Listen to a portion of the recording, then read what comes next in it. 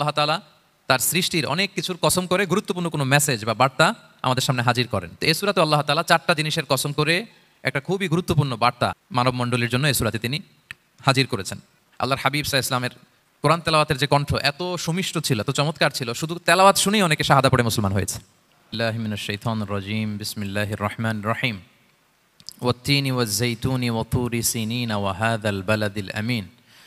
লাকাদ খালাকনাল ইনসানা ফি আহসানি তাকওয়িম। সাদাকাল্লাহুল আযীম। রাব্বি ইশরাহ লি সাদরি ওয়া ইয়াসসির লি আমরি ওয়াহলুল উকদাতাম মিন লিসানি ইয়াফকাহু কওলি। আমরা শুরুতে আল্লাহ রাব্বুল ইজ্জা ওয়াল জালালের দরবারে শুকরিয়া জ্ঞাপন করছি যে আল্লাহ তাআলা আমাদেরকে সাইয়্যিদুশ শুহুর 12 মাসের মধ্যে থেকে শ্রেষ্ঠতম মাস রমাদানুল মুবারাকে ইফতারির পূর্ব মুহূর্তে মহাবিশ্বের মহাবিশ্বয় মহাগ্রন্থ আল কোরআন আল কারীম থেকে সরাসরি কিছু কথা শুনবার জন্য একত্রিত হওয়ার সুযোগ করে দিয়েছেন। আমরা সবাই পড়ছি কালিমাতুশ শুকর আলহামদুলিল্লাহ। শুরুতেই সূরাতুত তিনের কয়েকটা আয়াত তেলাওয়াত করেছি। এটা কালামুল্লাহ মাজিদের 95 নম্বর সূরা। এই সূরাটা মক্কাতুল মুকাররমাতে নাজিল হয়েছে। এই সূরার আয়াত সংখ্যা 8টা।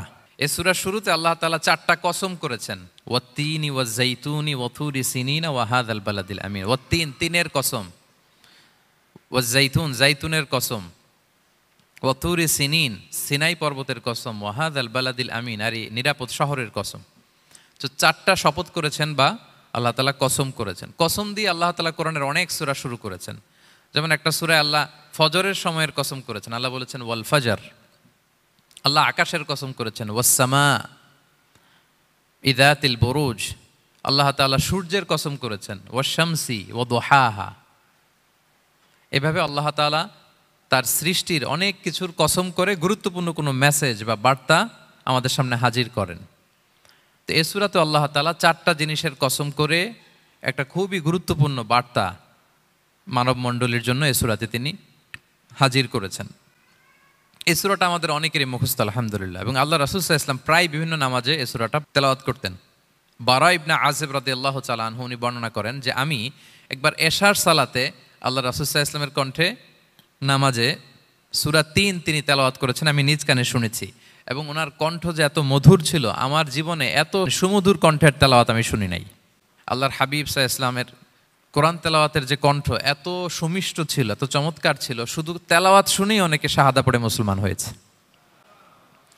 আবু জাহেল মক্কায় নিষেধ করতো যে কেউ যাবা না মুহাম্মদের কাছে, সে পাগল, সে গণক, সে মিথ্যাবাদী, সে জাদুকর, সে স্বামী স্ত্রীর মধ্যে বিচ্ছিন্নতা নিয়ে আসে, সে বাবা ছেলেকে আলাদা করে দেয়, তার কাছেই যাবা না, আর সে যা বলে শুনবাই না, কানে আঙ্গুল দিয়ে রাখবা। তো মানুষকে যেটা নিষেধ করা হয় বেশি, মানুষের ওইটার ব্যাপারে আগ্রহ থাকে বেশি। সে যত নিষেধ করতো মানুষ আরো বেশি বেশি যে শুনতো।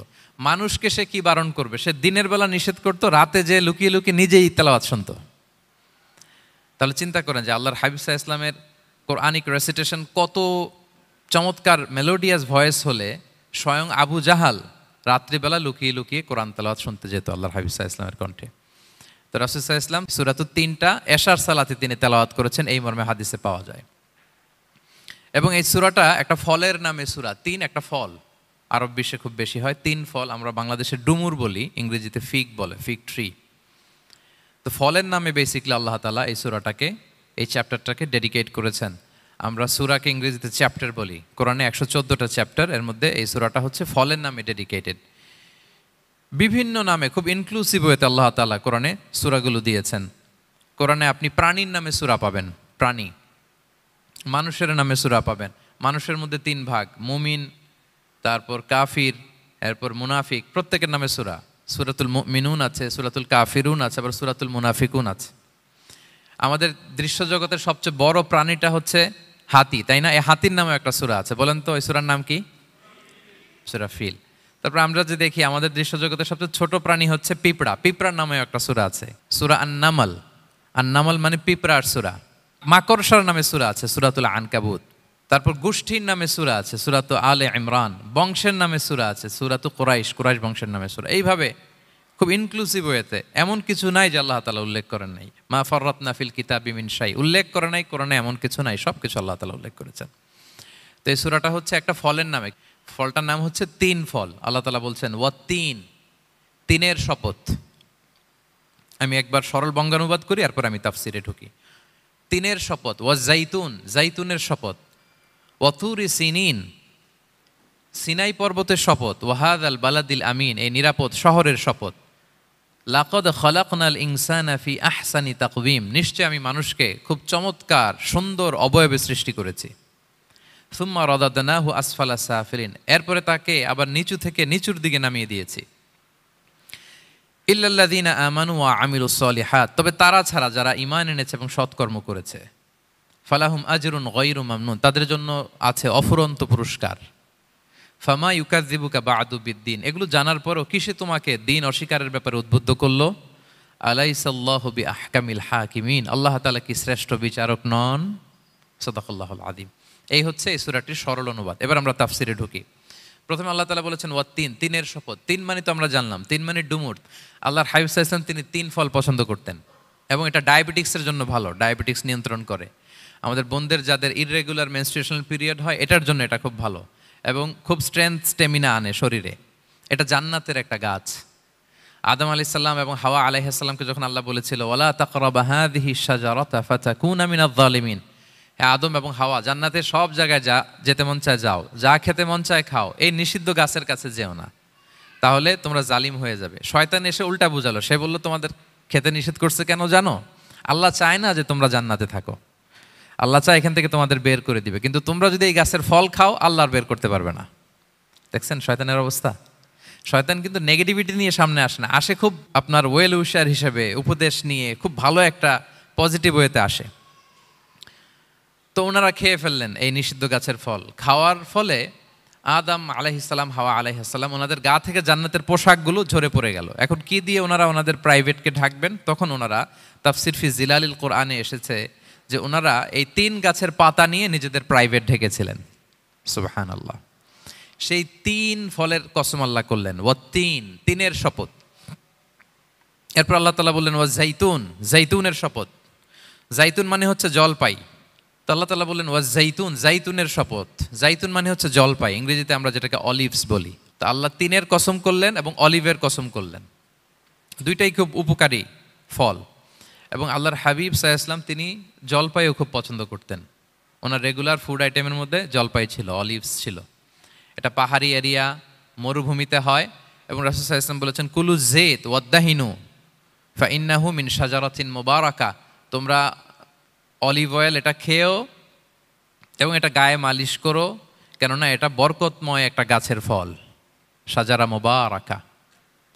এটা শরীরের ব্যাড কোলেস্টেরলকে কমিয়ে দেয়, দাড়িতে অ্যাপ্লাই করলে, চুলে অ্যাপ্লাই করলে সহজে পাকে না দাড়ি চুল, এবং স্কিনে অ্যাপ্লাই করলেও স্কিনের জন্য ভালো, স্কিনের জন্য বেশ ভালো। এটা যাদের সুযোগ হয় আপনারা দাড়িতে চুলে অ্যাপ্লাই করবেন, খাবেন। এটা খাওয়াও যায়। তাম্বুতু বিদ্দুহনি ওয়াসিবগিল লিল আখিলিন, কোরআনে এসেছে। এটা অয়েল হিসেবে ইউজ করে, আবার খাবার হিসেবেও ইউজ করা যায়। সালাদ ড্রেসিংয়ের ক্ষেত্রে কিন্তু অলিভ অয়েল আমরা ইউজ করি। ইদানিং পিজাতে খুব ইউজ করা হয় অলিভ, জলপাইটা। তো এটা আপনারা খেতে পারেন, এটা খুবই সুস্বাদু। এবং জলপাই গাছের মানে জাইতুন গাছের ডালের মেসওয়াক খুব ভালো হয়। আল্লাহর হাবিব সাল্লাল্লাহু আলাইহি ওয়াসাল্লাম জাইতুনের ডাল দিয়ে মেসওয়াক করতেন। তিনি বলতেন নি'মা সিওয়াকিয়া জাইতুন, সবচেয়ে শ্রেষ্ঠ মেসওয়াক হচ্ছে জাইতুনের। মিনাশ শাজারাতিল মুবারাকা, কারণ এটা বরকতময় গাছের ডালা। এবং ফাইন্নাহু সিওয়াকি ওয়া সিওয়াকুল আম্বিয়া মিন ক্বাবলি, এই জাইতুনের ডাল দিয়ে আমিও যেমনি মেসওয়াক করি, আমার আগে যত নবী পৃথিবীতে এসেছে সবাই জাইতুনের ডাল দিয়ে মেসওয়াক করত। আল্লাহ বলেন ওয়া তিনি ওয়া জাইতুন, তিনের শপথ আর জাইতুনের শপথ। এরপর আল্লাহ তাআলা বললেন ওয়াতুরি সিনিন, সিনাই পর্বতের শপথ। প্রথমে দুইটা ফলের শপথ করলেন, এবার একটা পাহাড়ের শপথ করতেছেন। আপনারা কি তুর পাহাড়ের নাম শুনেছেন? হ্যাঁ শুনেছেন। এই সিনাই পর্বত দ্বারা তুর পাহাড় উদ্দেশ্য। এটা মিশরের একটা পাহাড়, অনেক উঁচু, 2285 মিটার উঁচু। ওইটার নিচে আছে মুকাদ্দাসে তুয়া, যেখানে মুসা আলাইহিস সালামকে আল্লাহ তাআলা জুতা খুলতে বলেছিলেন, ফাখলা না আলাইকা ইন্নাকা বিল ওয়াদিল মুকাদ্দাসে তুয়া, হে মুসা তুমি পবিত্র উপত্যকায় এসেছো, জুতা খুলো। তো ওখানে সব ধর্মের লোকেরা যায়, সব ধর্মের লোকদের জন্য তীর্থস্থান, মুসলিম, জুইশ, খ্রিস্টিয়ান সবাই যায়। এটা সিনাই একটা এলাকা আছে মিশরের, north south Sinai, north Sinai, এটা সাউথ সিনাইতে অবস্থিত। তো নিচে একটা খ্রিস্টানদের প্রাচীন গির্জা আছে, সেন্ট ক্যাথেরিনা গির্জা। সেখান থেকে চলতে চলতে আপনাকে উপরে যেতে হবে, ফজরের পরে আবার চলে আসতে হবে, তা না হলে দুপুরবেলায় 10টা-11টার দিকে এমন সূর্যের প্রখর তাপ ওই পাথরের মধ্যে লাগে, ওখানে আর থাকা যায় না। একেবারে তুর পাহাড়ের উপরে সেখানে খ্রিস্টানদের জন্য ছোট্ট একটা সেনাগোগ আছে, তারা প্রার্থনা করে। খ্রিস্টানদের একটা চার্চ আছে, মুসলিমদের জন্য ছোট্ট একটা মুসল্লা আছে সুরাওয়ের মতো।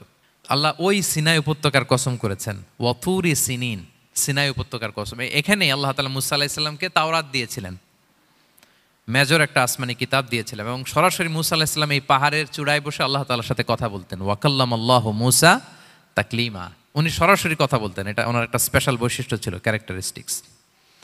এবং আল্লাহ তাআলা নূরের তাজাল্লি দিয়ে এই পাহাড়কে একবার জ্বালিয়ে দিয়েছিলেন। আজও এই পাহাড়ের রংটা অনেকটা একটু লালচে, একটু কালোচে, একটু রেডিশ কালারের। এবং মুসা আলাইহিস সালাম এই নূরের তাজাল্লির ঝলকে তিনি বেহুশ হয়ে গিয়েছিলেন এই পাহাড়ের উপরে। ইয়াজুজ মাহাজুজ যখন কিয়ামতের আগে আগমন করবে, তখন মুসলমানদের সেন্টার হবে। ঈসা আলাইহিস সালাম মুসলমানদেরকে নিয়ে ওইখানে অবস্থান করবেন, এই তুর পাহাড়ের ওখানে। এবং আল্লাহর হাবিব সাল্লাল্লাহু আলাইহি ওয়াসাল্লামের মেরাজের রাতে ইসরার সময় একটা স্টেশন ছিল এই তুর পাহাড়। জিবরাইল আলাইহিস সালাম এই তুর পাহাড়ে আল্লাহর হাবিব সাল্লাল্লাহু আলাইহি ওয়াসাল্লামকে নামিয়ে বলেছিলেন যে এটা জাবাল মুসা, আপনার ভাই মুসার পাহাড়, আপনি এখানে 2 রাকাত নামাজ পড়েন, দোয়া করেন। আল্লাহর হাবিব সাল্লাল্লাহু আলাইহি ওয়াসাল্লাম এই তুর পাহাড়ে 2 রাকাত সালাত আদায় করেছিলেন এবং দোয়া করেছিলেন।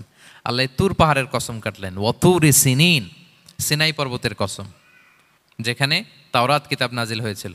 এরপর আল্লাহ তাআলা বললেন, ওয়াহাদাল বালাদিল আমিন, আর এই নিরাপদ শহরের শপথ। এই শহর দ্বারা মক্কা শহর উদ্দেশ্য, কারণ রাসূল সাল্লাল্লাহু আলাইহি ওয়াসাল্লাম তখন মক্কায় ছিলেন, মক্কা নগরী। এই শহরের পূর্ব নাম ছিল বাক্কা। মক্কা নগরীকে বলা হয় উম্মুল কুরা, সব শহরের মা, সব শহরের সেন্টার, পৃথিবীর নাভিস্থল। এবং আল্লাহ তাআলা বলেছেন, মান দাখালাহু কানা আমিনা, এখানে যে প্রবেশ করবে সে নিরাপদ। হেরেমের মধ্যে কিন্তু কাউকে আক্রমণ করা যায় না, কোনো খুনিও যদি ঢুকে যায় অ্যাটাক করা যাবে না। তো জাহেলি যুগে এমনটা ঘটতো, কারোর সাথে কারো শত্রুতা হলে, ধরেন যে একজন তার বাবাকে হত্যা করেছে, তো সে তাকে পেয়েছে, ওই লোক বাঁচার জন্য দৌড়াতে দৌড়াতে হেরেমের ভিতরে ঢুকে যেত, কারণ সে জানে যে হেরেমে ঢুকলে সে আমাকে মারবে না। তো পরে সে যখন হেরেম থেকে বেরোতো, আবার তার সাথে যুদ্ধ শুরু হতো। এবং এই শহরের এত মর্যাদার কারণ হচ্ছে, সাইয়েদনা ইব্রাহিম আলাইহিস সালাম তিনি আল্লাহর কাছে দোয়া করেছিলেন যে রব্বি জাআল হাযা বালাদান আমিনা, হে আল্লাহ আপনি এই শহরকে নিরাপদ করেন, ওয়ারযুক আহলাহু মিনাস সামারাত, আর এই শহরের অধিবাসীদেরকে আপনি ফলমূল দিয়ে রিজিকের ব্যবস্থা করেন। এখনও দেখবেন যে সারা পৃথিবীতে যেই ফল নাই, মক্কাতে ওই ফল আছে। সারা পৃথিবী থেকে ফল ওখানে যায়, এবং মক্কার নেইবরিং সিটি তায়েফ, সেখানে অনেক ফল উৎপাদিত হয়, এখানে আসে। নিরাপদ শহর, বালাদান আমিনা। এবং আল্লাহর হাবিব সাল্লাল্লাহু আলাইহি ওয়াসাল্লাম বলেছেন যে এই মক্কা শহর আমার সবচাইতে প্রিয় শহর। বাধ্য হয়ে তিনি যখন হিজরত করলেন মদিনায়, সেদিন বারবার তিনি মক্কার দিকে পেছনে ফিরে ফিরে তাকান, আর কেঁদে কেঁদে তিনি বলতেছিলেন যে মাক্কাতু আহাব্বুল বিলাদ ইলাইয়া, মক্কা আমার কাছে সবচেয়ে প্রিয় নগরী। লাউলা উখরিজতু লামা খারাজতু, আমাকে যদি জোর করে বের করে দেয়া না হতো, আমি কোনোদিন মক্কা ছেড়ে অন্য কোথাও যেতাম না। আল্লাহর হাবিব সাল্লাল্লাহু আলাইহি ওয়াসাল্লামের সবচাইতে প্রিয় শহর ছিল মক্কা, এবং এটা আল্লাহর হাবিব সাল্লাল্লাহু আলাইহি ওয়াসাল্লামের জন্মস্থান, মাকান মাউলিদির রাসূল, রাসূল সাল্লাল্লাহু আলাইহি ওয়াসাল্লামের বিলাদাত হয়েছে এই শহরে। এবং এই শহরকে আল্লাহ বলেছেন মাসাবাতান লিন্নাসি ওয়া আমনা, মানুষের মিলনস্থল, কেন্দ্রস্থল, সারা পৃথিবী থেকে মানুষ ওখানে যায়। আপনি যে রমাদানে যদি মক্কায় যান, আল্লাহু আকবার, লক্ষ লক্ষ উমরা পালনকারী সেখানে, ইউরোপ থেকে, আফ্রিকা থেকে, অস্ট্রেলিয়া থেকে, এশিয়া থেকে, সারা পৃথিবীর মানুষের মিলনস্থল। ওখানে গেলে আপনি দেখবেন মাসাবাতান লিন্নাসি ওয়া আমনা, নিরাপদ জায়গা এবং মানুষের মিলনস্থল। এটা এখানে এমন মসজিদ আল্লাহ রেখেছেন কাবা ঘরের চারদিকে, এটাকে বলা হয় মসজিদুল হারাম, যে মসজিদে 1 রাকাত সালাত পড়লে 1 লক্ষ রাকাতের সওয়াব হয়। আল্লাহর ঘরকে কেন্দ্র করে তাওয়াফের নির্দেশ দেওয়া হয়েছে, ওয়ালিয়া তাওয়াফু বিল বাইতিল আতিক, পৃথিবীর কোনো ঘরকে তাওয়াফ করা যায় না, কোনো ঘরকে, এই একটা মাত্র ঘর যেটাকে এর চারদিকে এরকম তাওয়াফ করা যায়। তাহলে এই পবিত্র ঘর, পবিত্র মসজিদ যেই শহরে অবস্থিত, সেই শহরের কসম আল্লাহ করেছেন। আল্লাহ বললেন ওয়াহাদাল বালাদিল আমিন, এই নিরাপদ শহরের কসম, মানে মক্কা শহরের কসম। আমরা আপাত দৃষ্টিতে আমাদের কাছে মনে হচ্ছে 2টা ফলের কসম, একটা পাহাড়ের কসম, একটা নগরীর কসম। আসলে বেসিকলি আল্লাহ তাআলা এই 4টা শপথ দিয়ে 3 নবীর জন্মস্থান, 3 নবীর নবুয়তের কসম করেছেন। কিভাবে সেটা আমি মিলিয়ে দেই। এই যে প্রথমে যে আল্লাহ বলেছেন ওয়াত্তিনি ওয়া জাইতুন, 3 এবং জাইতুনের কসম। পৃথিবীতে সবচেয়ে বেশি 3 এবং জাইতুন কোথায় উৎপন্ন হয় জানেন? ফিলিস্তিনে। কোথায়? শাম দেশে, যেটা হাদিসের পরিভাষায় বলা হয় শাম, বর্তমান ফিলিস্তিন এবং সিরিয়া মিলে। 3 জাইতুন দিয়ে বেসিকলি আল্লাহ তাআলা ফিলিস্তিনের শপথ করেছেন, শাম দেশের শপথ, যেখানকার বেথেলহামে ঈসা আলাইহিসসালাম, জেসাস ক্রাইস্ট, তিনি জন্মগ্রহণ করেছেন, ঈসা আলাইহিসসালামের জন্মস্থান। তাহলে 3 জাইতুনের শপথের মাধ্যমে মূলত আল্লাহ তাআলা ঈসা আলাইহিসসালামের জন্মস্থানের শপথ করেছেন, কারণ সেখান থেকে ওহী বিচ্ছুরিত হয়েছে, ওনার কাছে ইনজিল নাজিল হয়েছিল। এবং এই শামের মর্যাদার ব্যাপারে অনেক কথা আল্লাহর হাবিব সাল্লাল্লাহু আলাইহি ওয়াসাল্লাম তিনি বলেছেন। আল্লাহ রাসূল সাল্লাল্লাহু আলাইহি ওয়াসাল্লাম যখন মেরাজে যান, তখন মক্কা থেকে এই শাম দেশে ফিলিস্তিনের বাইতুল মাকদাসে রাসূল সাল্লাল্লাহু আলাইহি ওয়াসাল্লামকে নিয়ে যাওয়া হয়েছিল। এবং রাসূল সাল্লাল্লাহু আলাইহি ওয়াসাল্লাম প্রায় বলতেন, তুবা আলি শাম, শামের জন্য বরকত, কেননা ফেরেশতারা তাদের রহমতের পাখা শাম দেশের উপর বিছিয়ে রেখেছে। এবং তিনি বলতেন, ফিতনার সময় আলাইকুম বিশাম, তোমরা শামে যেও, শামে থেকো। এবং তিনি দোয়া করেছেন, আল্লাহুম্মা বারিক লানা ফি শামিনা, আল্লাহ তুমি আমার শাম অঞ্চলে আল্লাহ তুমি বরকত দিও। এবং হাদিসে এসেছে এই শামই হচ্ছে আরদুল মাহশার, এখানেই হাসর হবে। শাম অঞ্চলকে বিস্তীর্ণ করে এখানেই ময়দানুল মাহশার আল্লাহ তাআলা কায়েম করবেন, হাসরের ময়দান এখানেই হবে। এবং সেখানেই হচ্ছে সানিউল কিবলাতাইন, আমাদের আগের কেবলা কিন্তু বাইতুল মাকদাসের দিকে ছিল, যেটা শামে অবস্থিত, ফিলিস্তিনে বাইতুল মুকাদ্দাস, যেই মসজিদে নামাজ পড়লে 1 রাকাতে 500 রাকাতের সওয়াব। 3টা মসজিদে সালাত পড়লে স্পেশাল ভার্চুর কথা আছে, এর বাইরে আর অন্য মসজিদের বিশেষ কোনো ফজিলত নাই, বাকি সব মসজিদ সমান। এক হচ্ছে মসজিদুল হারাম, 1 রাকাতে 1 লক্ষ রাকাত।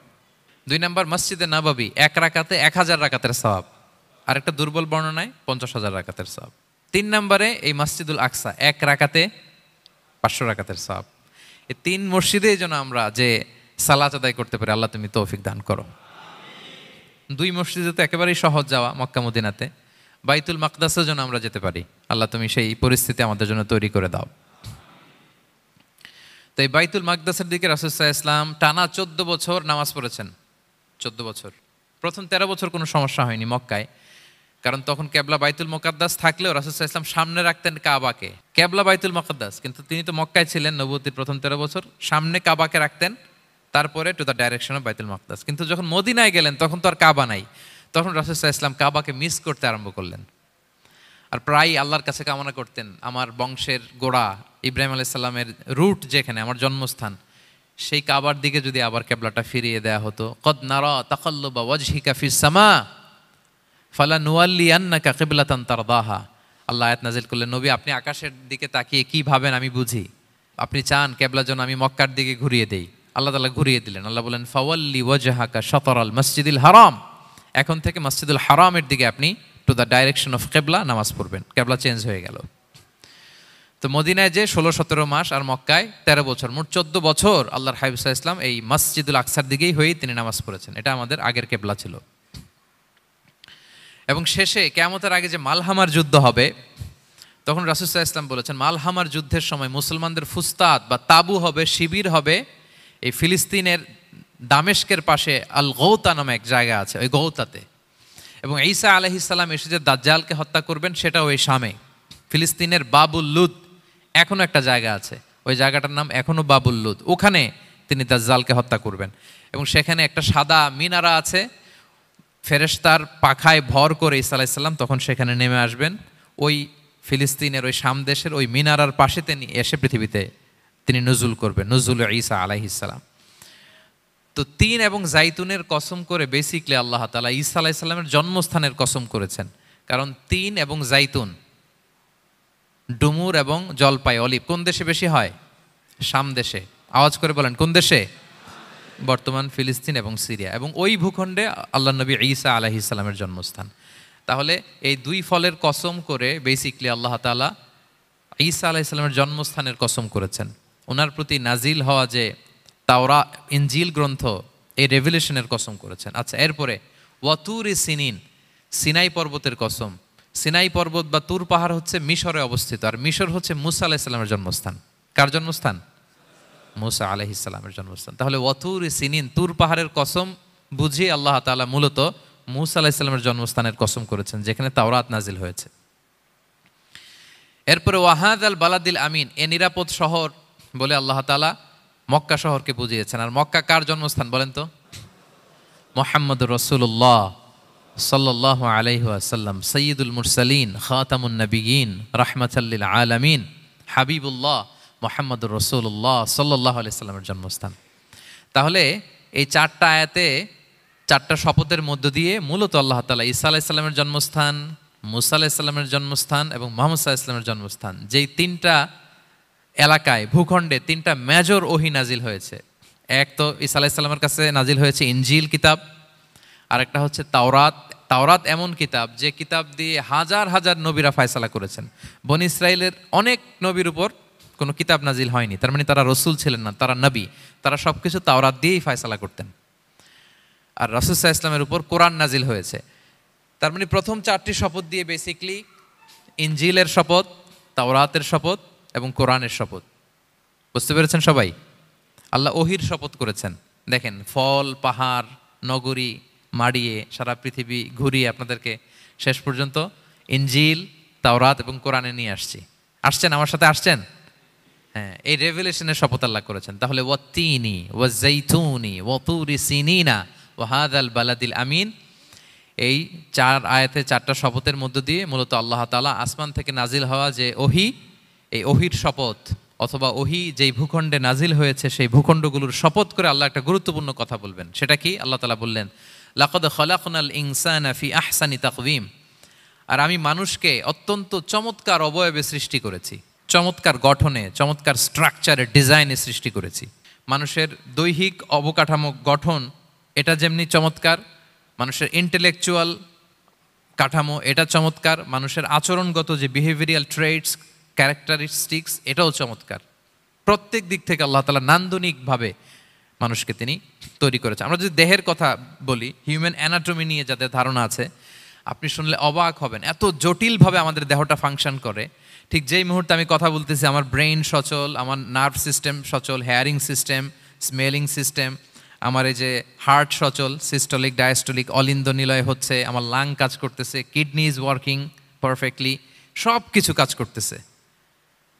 এত সূক্ষ্মভাবে আমাদের দেহটা কাজ করে, এটাকে ইংরেজিতে বলে মরফোলজি, আকৃতি সংক্রান্ত যে বিদ্যা, এটা নিয়ে যদি আপনি দেখেন যে মানুষের হাত কিভাবে কাজ করে, মানুষের পা কিভাবে কাজ করে, মানুষের হিউম্যান ব্রেইন কিভাবে কাজ করে, আপনি অবাক হবেন। এবং আল্লাহর যে সেট আপ, লাকাদ খালাকনাল ইনসানা ফি আহসানি তাকওয়িম, নিশ্চয় আমি মানব জাতিকে চমৎকার অবয়বে তৈরি করেছি। আপনি যদি অবয়বটা দেখেন, আমাদের স্ট্রাকচার, এর চেয়ে সুন্দর করে আর তৈরি করা যেত না, এর চেয়ে সুন্দর আর হতে পারে না। যেখানে যা দেয়ার, মাথার চুল থেকে পায়ের নখ পর্যন্ত, আপনি একটা ডিজাইনে, স্ট্রাকচারে, সেট আপে আপনি ভুল ধরতে পারবেন না। যেখানে যেটা দরকার, আপনি একটু খেয়াল করে দেখেন যে এই যে আমাদের চোখ, চিকিৎসা বিজ্ঞান বলতেছে যে মানুষ 10 মিলিয়নেরও বেশি রং শনাক্ত করতে পারে। Human eyes can identify more than 10 million colours. 10 মিলিয়নেরও বেশি রং আমরা আমাদের চোখ দিয়ে শনাক্ত করতে পারি। সুবহানাল্লাহ, সুবহানাল্লাহ বিহামদি। আচ্ছা, চোখের সেট আপটা একটু যদি খেয়াল করেন, দেখেন আমার এই চোখ এখানে না থাকে, এটা যদি জাস্ট 2 ইঞ্চি উপরে এখানে হইতো, এইটা যদি কপালে যদি আমাদের চোখ হইতো, কি অবস্থা হইতো বলেন তো? সিজদা দিতে পারতেন আল্লাহকে? বলেন, দিতে পারতেন? আচ্ছা, আমরা কিছু খাওয়ার সময় আমরা কি করি? ওইটা ভালো আছে কিনা, পচে গেল কিনা, স্মেলটা আগে দেখি, তারপরে খাই। দেখেন কত চমৎকার সেট আপ। একটু খেয়াল করেন, এই নাকের সেট আপ যদি এইখানে না থাকে, আমাদের নাক যদি পেছনে থাকতো, খাওয়ার সময় খাবারটা বাসি কিনা, ভালো আছে কিনা কি করতেন? লাকাদ খালাকনাল ইনসানা ফি আহসানি তাকওয়িম। আচ্ছা দেখেন, এই যে আমরা কান দিয়ে শুনি, এই যে কান পেঁচানো, মনে করেন না যে এমনি এমনি পেঁচানো, এই পেঁচানো, এটা এই পথ না থাকলে আমরা শুনতেই পেতাম না। এটা এমনভাবে সেট আপ করা, এটা এই ইথারে ভাষা তরঙ্গকে এয়ার ড্রামের ভেতরে সুন্দরভাবে ইনপুট করে, নাহলে আমরা শুনতে পেতাম না। আপনার এই কান কেটে ফেলে দিলে আপনি শুনতে পারবেন না। এটা এইভাবেই যেতে হবে, সুরঙ্গটা এইভাবে তৈরি হইতে হবে। আচ্ছা দেখেন, আপনার কান, এই কান যদি এইখানে না থেকে আপনার ডান বগলের নিচে হইতো, বাম কান যদি বাম বগলের নিচে হইতো, তাহলে কি হইতো বলেন? আজকে আমার ওয়াজ কিভাবে শুনতেন বলেন দেখি, কিভাবে শুনতেন? বুদ্ধি আছে বলে যে হুজুর এইভাবে শুনতাম। সুবহানাল্লাহ, সুবহানাল্লাহ। লাকাদ খালাকনাল ইনসানা ফি আহসানি তাকওয়িম, আমি মানুষকে সবচেয়ে সুন্দর সর্বোত্তম গঠনে তৈরি করেছি। দেখেন, কান দুইটা ওইখানে থাকলে কথা শুনতে হইলে হাত উঁচু করে রাখা লাগতো। আল্লাহ, আপনি একটা একটা অঙ্গ দেখেন, ঠিক যেখানে যেটা যেভাবে সেট করা দরকার, আল্লাহ তাআলা দয়া করে অনুগ্রহ করে ঠিক সেভাবে তিনি সেট করেছেন। আমাদের চেহারার মধ্যে দেখেন এক একজনের এক এক রং। ওয়াখতিলাফু আলসিনাতিকুম ওয়া আলওয়ানিকুম ইন্না ফি যালিকা লাআয়াতুন লিল আলিমিন। আল্লাহ বলেন, তোমাদের ভাষার ভিন্নতা দিয়েছি, তোমাদের গায়ের রঙের ভিন্নতা, একজনের চেহারার সাথে আরেকজনের মিল নাই, একজনের ফিঙ্গারপ্রিন্টের সাথে। আয়াহসাবুল ইনসানু আল্লান নাজমাআ ইযামা বালা কাদিরিনা আলা আন নুসাউইয়া বানানা। মানুষ ভেবেছে সে মারা গেলে তাকে আমি তার অস্থি মজ্জা হাড় গোশত চামড়া জোড়া লাগাতে পারবো না। আরে তার আঙ্গুলির অগ্রভাগ পর্যন্ত আমি সুবিন্যস্ত করে আমার কাছে রেখে দিয়েছি। ফিঙ্গারপ্রিন্ট, আমাদের ফিঙ্গারপ্রিন্টগুলো আল্লাহর কাছে সংরক্ষিত। একজনের ফিঙ্গারপ্রিন্টের সাথে আরেকজনেরটা মেলে না। এই যে আমার 10 আঙ্গুলে 10টা ফিঙ্গারপ্রিন্ট, পায়েরগুলো হচ্ছে ফুটপ্রিন্ট, একটার সাথে আরেকটা মিলে? আমার এটার সাথে এটা মিলবে বলেন? আমার সাথে আপনারটা মিলবে? বর্তমানে পৃথিবীতে কত কোটি মানুষের বসবাস বলেন? এই যত মানুষ পৃথিবীতে আছে, একজনের আঙ্গুলের ছাপের সাথে, এই যে বায়োমেট্রিক্যাল অথেন্টিকেশন যে আমরা করি, একজনের ফিঙ্গারপ্রিন্টের সাথে আরেকজনের ফিঙ্গারপ্রিন্টের মিল নাই। একজনের ফুটপ্রিন্টের সাথে ফুটপ্রিন্ট মিল, ইভেন একজনের আই প্রিন্টের সাথে। আমাকে একজন ওনার হসপিটালে নিয়ে গেল ঢাকায়, তো উনি ওনার দরজা খুলতেছে আই প্রিন্ট দিয়ে, মানে উনি না গেলে খুলে না। উনি আর ওনার খুব কাছের স্টাফ, এটা গুরুত্বপূর্ণ একটা অফিস, তো উনি চোখ দিল, আই প্রিন্ট নিল, এরপরে দরজা খুলে যাচ্ছে। দেখেন, একজনের আই প্রিন্টের সাথে আরেকটা আই প্রিন্ট মেলে না। সুবহানাল্লাহ।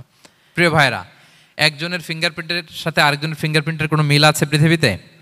ফুটপ্রিন্টের সাথে, আই প্রিন্টের সাথে? কারণ ডিজাইনারটা কে বলেন তো? হুয়াল্লাযী ইউসাউবিরুকুম ফিল আরহামি কাইফা ইয়াশা। মায়ের পেটে থাকতেই আল্লাহ তাআলা এগুলো ডিজাইন করে দিয়েছেন। আমি কেমন হব, আমার বৈশিষ্ট্য কেমন হবে, এই যে আমি যে আমার বাবা দাদা 14 পুরুষের ডিএনএ বয়ে বেড়াই, এগুলো সব নিয়ে আমার বৈশিষ্ট্য, আমার কণ্ঠস্বর, আমার ক্যারেক্টারিস্টিক্স, আমার ফিচার কেমন হবে, সব তিনি আল্লাহ তাআলা মায়ের পেটে থাকতে ডিজাইন করে দিয়েছেন। সুবহানাল্লাহ। আল্লাহ বলছেন লাকাদ খালাকনাল ইনসানা ফি আহসানি তাকওয়িম। প্রিয় ভাইরা, কসম করার পরে আল্লাহ যে কথাটা বলেন এটা অনেক গুরুত্বপূর্ণ, খুবই গুরুত্বপূর্ণ বার্তা। আল্লাহ চারটা কসম করে তিনটা নবীর জন্মস্থানের শপথ করে তিনি বললেন লাকাদ খালাকনাল ইনসানা ফি আহসানি তাকওয়িম। নিশ্চয় আমি অত্যন্ত চমৎকার আকৃতিতে মানুষকে তৈরি করেছি। মানুষের গঠন এরকম, মাথা থেকে পা পর্যন্ত। আমি তো দু একটার কথা বললাম, চোখ, নাক, কান, আপনি একটা একটা করে যদি ধরেন, আমাদের হেয়ারিং সিস্টেম কীভাবে কাজ করে, হেয়ারিং নার্ভ কীভাবে কাজ করে, আমাদের সেন্সেশন কীভাবে কাজ করে, আমাদের ব্রেন কীভাবে কাজ করে। আমাদের এক একজনের ব্রেন 1.5 কেজি ওজন, 3 পাউন্ডের মতো একটা সুস্থ মানুষের অ্যাভারেজ ব্রেনের ওজন। এই ব্রেনের মেমোরি হচ্ছে 2.5 মিলিয়ন গিগাবাইট। আপনার মোবাইলে স্পেস কত বলেন, মেমোরি কত?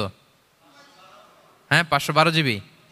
আর আমার আর আপনার ব্রেইনের যে মেমোরি, এই মেমোরি হচ্ছে 2.5 মিলিয়ন গিগাবাইটস। আল্লাহ, এই যে প্রতি মুহূর্তে আমাদের নিউরন কানেক্টিভিটি হচ্ছে, ব্রেনের স্নায়ুগুলোর যত কানেক্টিভিটি হয়, যত আমরা চিন্তা করে ব্রেনকে খাটাই, নতুন নতুন জিনিস আমরা তৈরি করতে পারি। এবং এমনভাবে আল্লাহ তাআলা এমন সফিস্টিকেটেড ব্রেইন আল্লাহ মানুষকে দিয়েছে, মানুষ পারে না এমন কিছু নাই। মানুষ যা কল্পনা করতে পারে মানুষ তা করে দেখাতে পারে। এজন্য আমাদের কল্পনার জানালাটাকে বড় করতে হবে। আই রিপিট, মানুষ যা কল্পনা করতে পারে, ইমাজিন করতে পারে, সেটা মানুষ করে দেখাতে পারে। ওই ক্যাপাসিটি দিয়ে আল্লাহ তাআলা মানুষকে তৈরি করেছেন। সুবহানাল্লাহ, সুবহানাল্লাহ। লাকাদ খালাকনাল ইনসানা ফি আহসানি তাকওয়িম। এই ব্রেনকে খাটিয়ে মানুষের কত ইনভেনশন, কত ডিসকভারি, মানুষ সভ্যতার পর সভ্যতা বিনির্মাণ করেছে। চোখ ধাঁধানো মানুষের আবিষ্কার, তাক লাগিয়ে দিয়েছে গোটা বিশ্বে একটার পর একটা করে।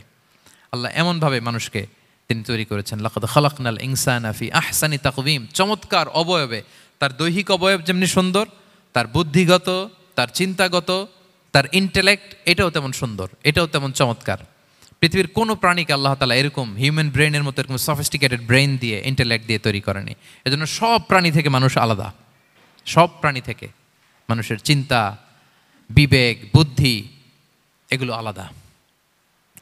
তাহলে দেখেন, মানুষের শ্রেষ্ঠত্ব মূলত এগুলোর দ্বারা। মানুষ যদি তার চিন্তা, বিবেক, বুদ্ধি খাটায়, সে শ্রেষ্ঠ হয়ে যায়। আমি একটা কথা প্রায় বলি যে মানুষ যদি ভালো হয় সে ফেরেশতার চেয়েও ভালো, আর মানুষ যদি খারাপ হয় সে পশুর চেয়েও নিকৃষ্ট। আল্লাহ বলেন উলাইকা কাল আনআমি বাল হুম আদাল লাহুম কুলুবুল লা ইয়াফকাহুনা বিহা ওয়া লাহুম আ'য়ুনুল লা ইউবসিরুনা বিহা ওয়া লাহুম আযানুল লা ইয়াসমাউনা বিহা উলাইকা কাল আনআমি বাল হুম আদাল। তাদের হৃদয় আছে, ওটা দিয়ে অনুধাবন করে না সত্যকে। চোখ আছে, ওটা দিয়ে সে সত্যটা দেখে না। কান আছে, হকের কথা শোনে না। উলাইকা কাল আনআম, আল্লাহ বলেন তারা প্রাণীর মতো, চতুষ্পদ জন্তুর ন্যায়। শুধু অতটুকুই না, বালহুম আদাল, তারা তার চেয়েও নিকৃষ্ট, তার চেয়েও নিকৃষ্ট। তাহলে মানুষ ভালো হলে সে ফেরেশতাকে ছাড়িয়ে যায়, আর মানুষ নিকৃষ্ট হলে সে পশুত্বকে হার মানায়। কথা বুঝতে পেরেছেন? মানে আমরা ভালো হলে সবচেয়ে ভালো, খারাপ হলে সবচেয়ে খারাপ। একটা পশু আর একটা পশুকে হত্যা করে কেটে 20 টুকরা করছে, এরকম কোনো নিউজে আসছে কোনো দিন? কিন্তু আশরাফুল মাখলুকাত মানুষ তার মতো রক্তে মাংসে গড়া আরেকটা মানুষকে নির্মমভাবে হত্যা করে কেটে 20 টুকরা করে বস্তাবন্দি করে ডোবার মধ্যে ফেলে রাখছে, এরকম নিউজ আছে না বলেন? আছে। মানুষ তার মতো একটা মানুষকে নির্মমভাবে হত্যা করে, এরকমও তো আছে যে কেরোসিন দিয়ে তার মতো আরেকটা মানুষকে সে জ্বালিয়ে দিয়েছে, আছে না নাই বলেন? গ্রামের পর গ্রাম জ্বালিয়ে দেয়, জনপদের পর জনপদ ধ্বংস করে দেয়, বোমা মেরে শহর উড়িয়ে দেয়। লিটল বয় মেরেছিল আমেরিকান সোলজাররা জাপানের হিরোশিমা শহরের উপর। আমি হিরোশিমা তো গত বছর ভিজিট করে আসলাম, আমি নিজে দেখে এসেছি যে এখানে বোমটা মেরেছে। মুহূর্তের মধ্যে পুরো শহর ভ্যানিশ, এমন রেডিয়েশন। তো যেই আমেরিকান পাইলট বোমা মারতেছে সেও মানুষ, সেও কি? আর যাদেরকে ধ্বংসের জন্য এই লিটল বয় মারলো হিরোশিমাতে আর ফ্যাটম্যান মারলো নাগাসাকিতে, এরাও কি?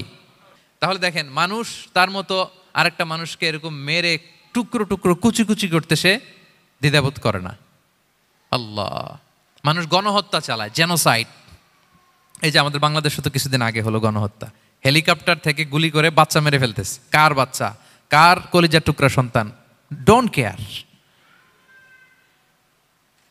জনগণের টাকায়, ট্যাক্সের টাকায় কেনা বুলেট, হেলিকপ্টার দিয়ে জনগণকে, ছাত্রদেরকে হত্যা করা হয়েছে। দেখেন, সেও মানুষ। যারা হত্যা করতেছে, গণহত্যা, জেনোসাইড চালিয়েছে, তারাও মানুষ। তাহলে মানুষ যদি খারাপ হয়, মানুষের চেয়ে খারাপ আর কেউ হয়? আর মানুষ ভালো হলে মানুষের চেয়ে ভালো কেউ হতে পারে? মানুষ এমন জায়গায় যেতে পারে যেখানে ফেরেশতারাও যেতে পারে না। জিবরাইল ইসলামের যাওয়ার সীমানা যেখানে শেষ, মুহাম্মদ সাল্লাল্লাহু আলাইহি ওয়াসাল্লামের ঊর্ধ্ব জগতের কাহিনী সেখান থেকে শুরু। আল্লাহু আকবার। তাহলে মানুষ ভালো হলে ফেরেশতাকে ছাড়ায়, মানুষ খারাপ হলে পশুত্বকে হার মানায়। So the decision is yours. রাস্তা দুইটা, আপনি কোন দিকে যাবেন? আপনি কি ডান দিকে জান্নাতের পথে যাবেন নাকি বাঁ দিকে জাহান্নামের পথে যাবেন? সিদ্ধান্ত আপনার। আল্লাহ তাআলা বললেন, লাকাদ খালাকনাল ইনসানা ফি আহসানি তাকওয়িম। আমি মানুষকে চমৎকার আকৃতিতে তৈরি করেছি। হাতের মেকানিজম কি, পায়ের মেকানিজম কি, আমার চেয়ে আপনারাও ভালো জানেন। এগুলো ঘন্টার পর ঘন্টা আপনি বলতে পারবেন যে কেমনভাবে আল্লাহ তাআলা তৈরি করেছেন। আল্লাহ বলেন, মানুষকে আমি অত্যন্ত চমৎকার আকৃতি দিয়ে তৈরি করেছি। তার সৃষ্টিগত কাঠামো, তার বুদ্ধিবৃত্তিক কাঠামো, তার চিন্তাগত কাঠামো, তার আচরণগত কাঠামো, তার নৈতিকতায় তাকে এমন উচ্চ মর্যাদার আসন আমি দিয়েছি, এটা যদি সে অ্যাচিভ করে, বিলং করে, তাহলে তার চেয়ে শ্রেষ্ঠ কেউ আর হতে পারে।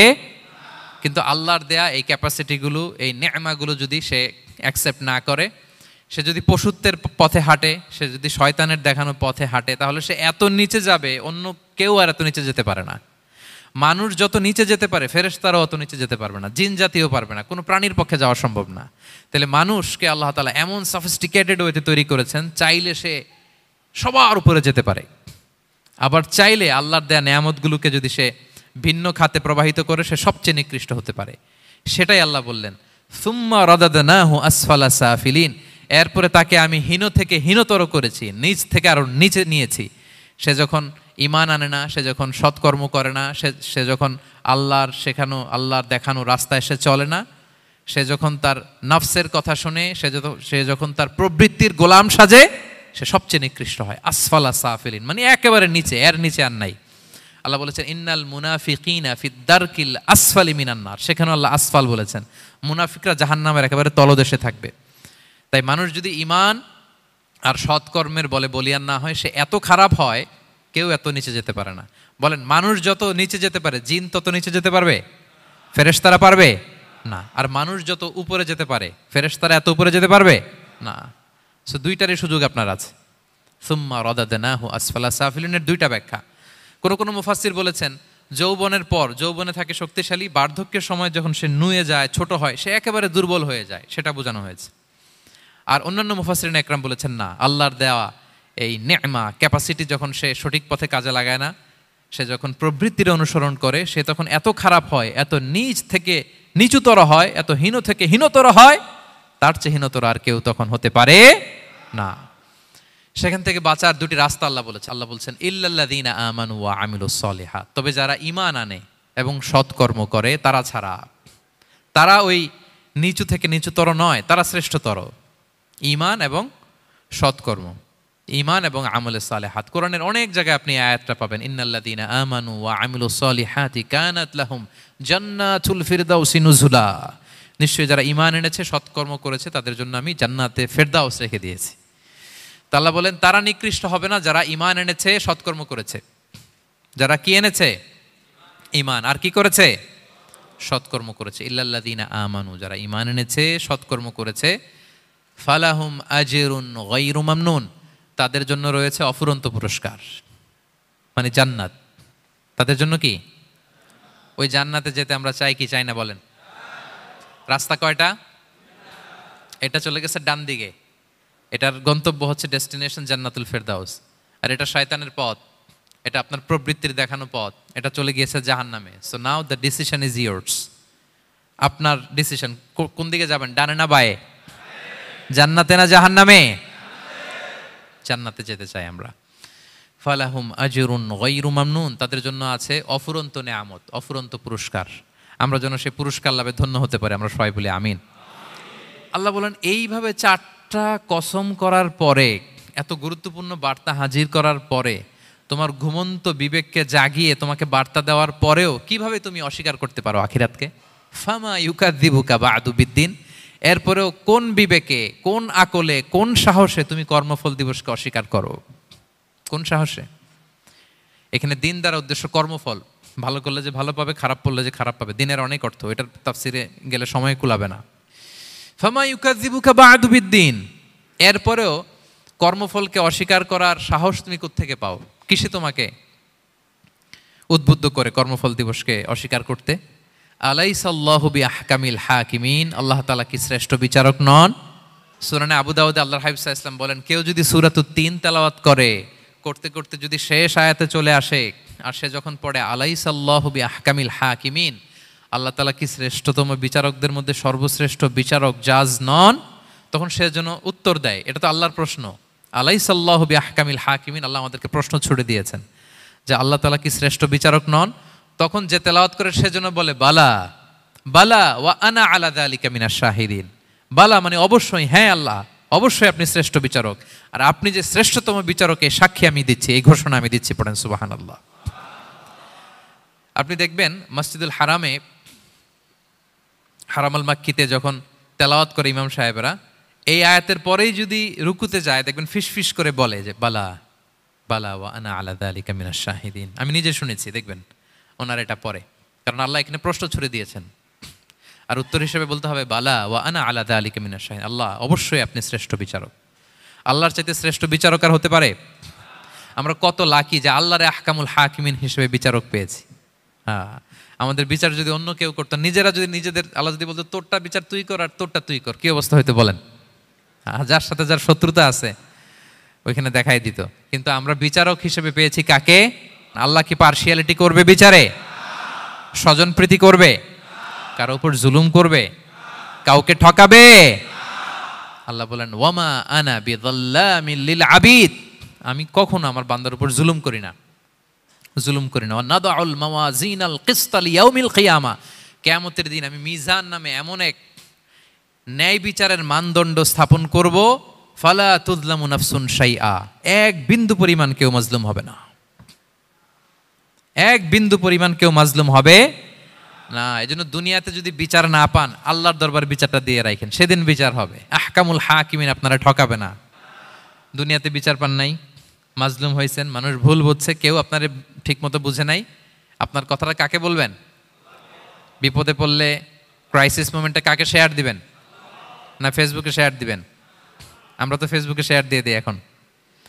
ফেসবুকে শেয়ার দেওয়ার আগে, বন্ধুকে শেয়ার দেওয়ার আগে, স্ত্রীর কাছে শেয়ার করার আগে আমার সমস্যার কথা আগে শেয়ার করব কাকে? কারণ আলাইসাল্লাহু বি আহকামিল হাকিমিন, আল্লাহ বলছেন আমি কি শ্রেষ্ঠ বিচারক নই? বালা বালা ইয়া রব ওয়া আনা আলা যালিকা মিনাশ শাহিদিন, অবশ্যই আল্লাহ আপনি শ্রেষ্ঠ বিচারক। ক্লিয়ার হয়েছে না সবার কাছে? শপথ কয়টা ছিল? 4টা। মূলত নবুয়তের শপথ, তাই না? নবুয়ত আমাদের জন্য সবচাইতে বড় নেয়ামত, কারণ নবীরা যদি আমাদেরকে এই তথ্যগুলো না দিতেন, আমরা জান্নাত জাহান্নাম চিনতাম? ভাইরা বলেন তো, আখেরাত চিনতাম? এই যে আখেরাত হবে, পুলসিরাত হবে, day of judgement, day of accountability, আল্লাহর সুপ্রিম কোর্টের কাঠ গড়ায় পাই টু পাই হিসাব দিতে হবে। নবীরা না এসে বললে আমরা এত বুঝতাম না। নবীরা জান্নাত জাহান্নাম চিনিয়েছে, আল্লাহর বিশদ পরিচয় আমাদের সামনে তুলে ধরেছে, আখিরাতের পরিচয়, লাইফ আফটার ডেথ কিরকম হবে সবকিছু আমাদের কাছে তুলে ধরেছে। সো নবুয়ত আল্লাহ তাআলার পক্ষ থেকে অনেক বড় নেয়ামত। 2 নম্বর নেয়ামত হচ্ছে আল্লাহ তাআলা আমাদেরকে যে ক্যাপাসিটি দিয়েছে, বুদ্ধিমত্তা, ইন্টেলেক্ট, বিচার বিশ্লেষণ, যেটা দিয়ে আমরা অন্যান্য সব প্রাণী থেকে আলাদা, এটাও আল্লাহর বড় নেয়ামত। এই নেয়ামতের শুকরিয়া যেন আমরা করি। এবং আমি যেটা বলেছি, মানুষ যেটা কল্পনা করতে পারে সেটা সে করেও দেখাতে পারে। সো আল্লাহ তাআলা যাকে যেই কোয়ালিটি দিয়েছে, ক্যাপাসিটি দিয়েছে, আমরা যেন এই নেয়ামতের শুকরিয়া করি। নেয়ামতের শুকরিয়া করলে এই নেয়ামত দেওয়ার ধারাবাহিকতা এটা বাড়িয়ে দেয় কে? লা ইন শাকারতুম লা আযীদান্নাকুম ওয়া লা ইন কাফারতুম ইন্না আযাবি লাশাদীদ। শুকরিয়া করলে নেয়ামত আরো বাড়িয়ে দেব। তাহলে প্রথম নেয়ামত ছিল নবুওয়াত, প্রফেটহুড, প্রফেসি, এটা অনেক বড় নেয়ামত। এই রেভেলেশন এসে আমাদেরকে এনলাইটেন করেছে। তা না হলে আমাদের গডকে, গডের ফিচার কি, আখেরাত কি, জান্নাত কি, জাহান্নাম কি, the concept of punishment, concept of আখেরা, কিছুই আমরা ভালোভাবে বুঝতাম না। এটার শপথ আল্লাহ করেছেন। আল্লাহ আমাদেরকে নেয়ামত দিয়েছেন, ক্যাপাসিটি দিয়েছেন, সক্ষমতা দিয়েছেন, সবচাইতে সফিস্টিকেটেড ব্রেন দিয়ে তৈরি করেছেন। এটা একটা বড় নেয়ামত। এবং রাস্তা দেখিয়ে দিয়েছেন, হয় ডানে নয় বায়ে। এবং তিনি আশ্বাস দিয়েছেন যে তোমাদেরকে সঠিক ফায়সালার মাধ্যমে বিচার করা হবে সেদিন। তাই আমাদের বিপদে আপদে সব সময় আমরা যেন ফরিয়াদ করি এক মহান সত্তার কাছে। বলুন তো আওয়াজ করে, তিনি কে? আল্লাহর কাছে যেন আমরা ফরিয়াদ করি। আল্লাহ তাআলা আমাদের সবাইকে কথাগুলো বুঝার ও আমল করার তৌফিক দান করুক। হাযা মা ইনদি ওয়াল ইলমু ইনদাল্লাহি আলাইহি তাওয়াক্কালতু ওয়া ইলাইহি উনীব। সুবহানাকাল্লাহুম্মা ওয়া বিহামদিকা আশহাদু আল্লা ইলাহা ইল্লা আনতা আস্তাগফিরুকা ওয়া আতুবু ইলাইক।